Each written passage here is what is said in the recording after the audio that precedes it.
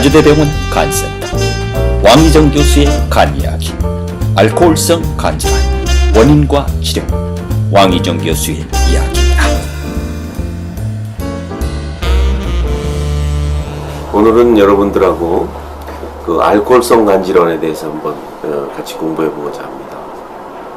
이 술이라는 거요. 알코올이 이제 술이죠. 술이라는 거는 적당히 마시면은 약이 된다라는 거는 옛날 우리 선조 때부터 내려오는 얘기고요. 이 술이 지나치면 이제 뭐 쉽게 얘기해서 일상 사람들이 얘기하기는 주사라든지 또는 이제 사회성이 없어지면 알코올 중독자라든지 이렇게 얘기를 하지만 오늘 여러분들한테 말씀드릴 내용은 술로 인해서 생기는 간 질환이 어떤 게 있나라는 걸 여러분들하고 한번 함께 얘기해 보고자 합니다. 이제 알코올을 계속 섭취를 하게 되면 그 알코올이 그 간 손상을 주게 되는데 그 기전이 뭐냐면 그 지방이 간세포에 끼게 돼요. 그러면 그 간세포들은 이 지방 덩어리를 작은 미세한 지방 덩어리를 간세포 안에 이렇게 지고 살게 됩니다. 그러면 그 지방을 안고 있는 간세포는 간 기능을 하지 못하게 돼요. 그래서 우리가 일반적으로 지방간이 어느 정도냐라는 걸 표현할 때 조직 검사를 해서 세포 안에 지방을 담고 있는 간세포 숫자가 전체 우리가 현미경으로 보는 전체 간세포 속에 몇 프로나 되나 라는 걸 봐서 지방간 정도가 10%다, 20%다, 30%다, 40%다 이렇게 얘기를 하는 겁니다. 근데 이 지방간은 단순히 지방을 안고 있는 상태예요. 그 안고 있는 상태는 술을 끊거나 또 뭐 예를 들면 지방간이 올 수 있는 다른 조건도 많지만 당뇨가 있거나 뭐 많지만 또 과용량이 될 때 이럴 때도 지방간은 오지만 이런 단순한 지방간은 술을 끊음으로 해서 적당한 운동을 하고 섭생을 잘하게 되면 지방간은 정상으로 돌아올 수가 있는 상황이에요. 근데 이제 이게 만성적으로 오래 먹게 되면 지방을 안고 있는 그 세포가 견디다 못해 지방세포가 터져버리게 됩니다. 그럼 그게 이제 이물질은 우리 몸에는 세포 안에 있는 거는 이물질이나 마찬가지예요. 이물질이 생기게 되면 또 사회에서도 마찬가지죠. 사람으로 서로 살 때는 살아있는 생물이지만 사람의 사체가 생기면은 그건 이 사회에서는 치워야 되는 물건이 된단 말이에요. 그와 마찬가지 썩거든요. 그걸 치우는 활동, 그걸 뭐라고 그러냐면 염증 세포가 모여드는 염증이라고 이렇게 얘기해요. 그러니까 그런 세포가 죽은 세포들이 자꾸 생겨서 염증 세포가 모여들면 그 염증 세포 때문에 간이 또 망가져요. 그런 걸 뭐라고 그러냐면 지방성 간염이라고 이렇게 얘기를 합니다. 지방성 간염이 생기면 우리 그 피 검사를 해보게 되면 GSGOT, SGPT라는 그 세포질에 있는 그 효소들이 피 속에 흘러나와갖고 수치가 올라가요. 그건 뭘 표시하느냐 하면 지금 당신 간은 망가지고 있습니다. 이런 뜻을 얘기하는 겁니다. 그렇기 때문에 이 알코올성 간염은 우리가 적절한 치료를 하지 않게 되면 대부분의 환자가 약 한 40% 정도가 궁극적으로는 사망에 이르게 되고 그 환자들의 절반가량이 간경화를 겪게 돼요. 그러니까 엄청나게 위험한 병이죠. 그러면 이 알코올성 간염음 또는 지방간으로 인해서 만성적으로 오래 있어서 오는 간경화는 얼마나 위험한 병이냐. 그거는 B형간염, C형간염, 기타로 인해서 생기는 간경화하고 마찬가지로 그 사람들은 매년 5%가 간암이 생길 수 있고 또 그 간경화가 적당하게 절제를 안 하게 되면 술을 계속 먹게 되면 간경화가 점점 심해져서 이 간 기능을 할 수 있는 간세포가 줄어들게 되면 간부전이 오게 돼요. 간부전이라는 건 뭐냐면 황달이 오고 복수가 차고 또 토혈을 하고 이런 그 간부전 증상들이 나타나게 될 수 있는 거죠. 그러니까 이 술이라는 게 그러면은 이런 질환들을 일으키게 되는데 이 술을 그러면 어느 정도 먹어야 그 몸에 해롭고 어느 정도 먹어야 괜찮은 거냐. 이렇게 어떤 술을 먹으면 괜찮고 어떤 술을 먹으면 안 되는 거냐, 뭐 이런 여러 가지 그 의문점들이 있을 거예요. 근데 술은 좋고 나쁜 술이 없고 거기에 들어있는 알코올 양하고 얼마나 많이 먹느냐, 섭취되는 알코올 양이 결국은 간 손상을 일으킨다고 생각하면 틀림없습니다. 그러니까 마신 알코올의 양, 그게 중요하다는 거죠. 그래서 하루에 남자는 대략 한 40g 이상을 먹으면은 그게 그 간의 손상을 줄 수가 있다고 그러고요. 여자분들 같은 경우에는 20g 이상을 드시게 되면은 간 손상이 일어나기 시작한다. 되게 이렇게 얘기하는 것이 정설입니다. 그럼 이 술 중에는 술 한 병에 들어있는 알코올이 대충 알코올 도수가 있지 않습니까? 그 도수에 따라서 알코올이 대략 얼마나 들어있나.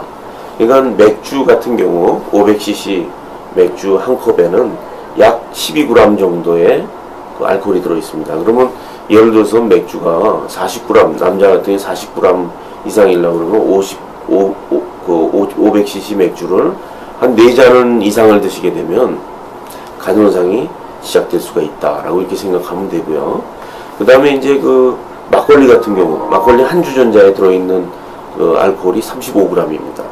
그럼 이 막걸리 한 주전자 이상 먹게 되면 그거는 지금부터 내 간 손상이 시작되는구나, 이렇게 생각하시면 맞고요. 그리고 소주 같은 경우, 우리나라의 소비량이 많은 소주는 소주 한 병에 54g이 알코올이 들어있어요. 그럼 소주 한 병이면 이미 내 간이 망가지는 적정량이 지나쳤구나, 이렇게 생각하면 되고요. 또 와인인 경우는 와인 한 병에 약 66g, 위스키 같은 경우는 위스키 한 병에 약 113g.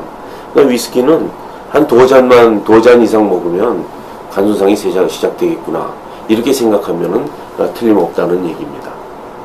그럼 이런 그 음주를 또 이런 게 있죠. 어떤 음주 습관에 따라서 어떤 사람은 매일 조금씩 먹는 사람이 있고, 어떤 사람은 일주일에 한 번 포금하는 사람이 있고, 또 음식은 먹지 않고 술만 먹는 사람이 있고, 어떤 사람은 음식을 먹으면서 반주를 하는 사람이 있고, 그리고 이 술 저 술을 섞어서 먹는 사람이 있고, 한 가지 술만 먹는 사람이 있고, 그리고 아주 어린 나이부터 술을 먹기 시작한 사람이 있고, 사회생활을 하면서 먹기 시작, 나이가 어릴수록 술은 섞어 먹을수록, 그리고 이 지속적으로 매일 먹을수록, 또 이렇게 그 여러 군데를 전전하면서 이술 저술을 장시간 걸려서 먹을수록, 해독 시간을 주지 않을수록 술은 간에 여러 가지 독성을 나타내기 쉽다라고 여러분들한테 말씀드릴 수가 있고요.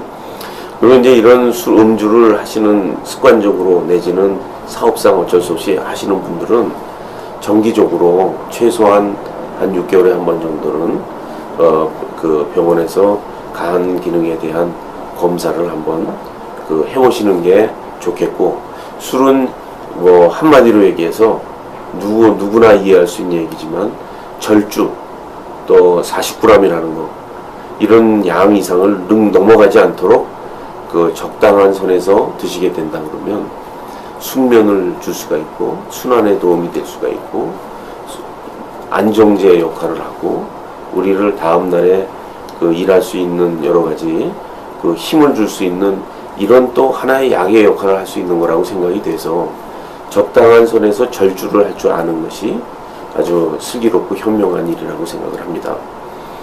그리고 이제 간뿐만 아니라 이제 저희들이 사회성으로 이렇게 따져보면요, 이 숨어서라도 술을 먹어야 되는 사람, 또 회사가 끝났는데 집에 그냥 도저히 들어갈 수 없을 정도로 술을 찾는 사람, 이런 사람들은 내가 지금 알코올에 중독이 돼 있다, 이렇게 생각하면은 틀림없습니다.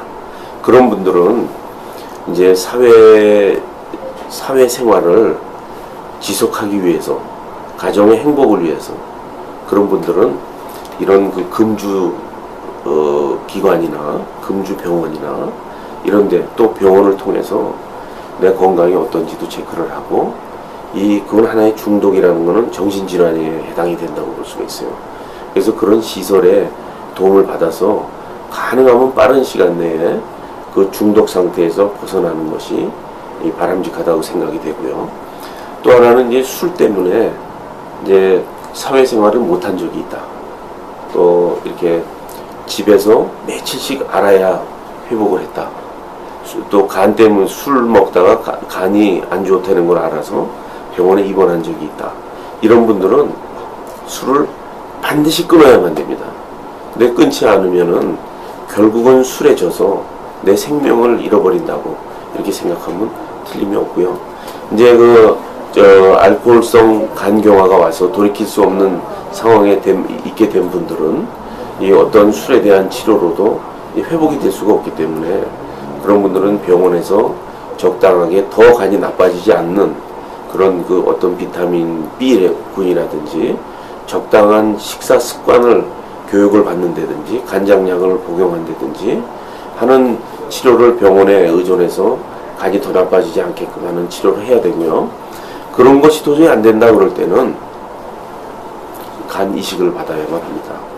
이제 이런 알코올에 중독된 상태에서 혼수 상태까지 빠져서 이식했던 사람들을 제가 제 경험을 보게 되면 그 알코올이 얼마나 이 정신적으로 피폐해지고 중독 상황이 심각하냐면 이게 이식을 받고 난 뒤에 회복을 하면 다시 또 술을 마셔요.